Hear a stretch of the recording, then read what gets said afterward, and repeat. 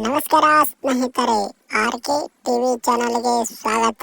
ಪ್ರೇಮಿಗಳೇ, ನಾಳೆ ಭಾನುವಾರ April 12ರಂದು IPL 2026ರ high voltage ಪಂದ್ಯಕ್ಕೆ ವಾಂಖೆಡೆ ಸ್ಟೇಡಿಯಂ ಸಜ್ಜಾಗಿದೆ. ಒಂದೆಡೆ 5 ಬಾರಿ ಚಾಂಪಿಯನ್ಸ್ ಮುಂಬೈ ಇಂಡಿಯನ್ಸ್, ಮತ್ತೊಂದೆಡೆ ಫಾರ್ಮ್ನಲ್ಲಿರುವ Royal Challengers Bengaluru.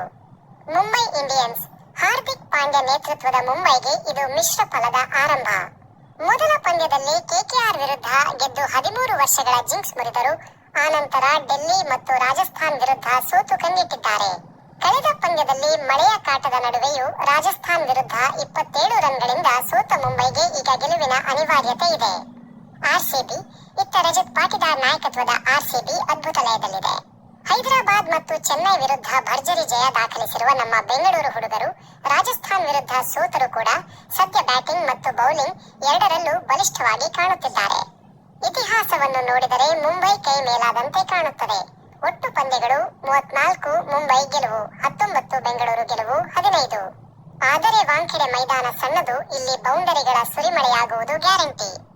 Mumbai Indians MI, Rohit Sharma, Ryan Rickelton WK, Suryakumar Yadav, Tilak Varma, Hardik Pandya C, Naman Dhir, Mitchell Santner, Shardul Thakur, Jasprit Bumrah, Ashwani Kumar AM, Ghazanfar, impact player Sherfane Rutherford.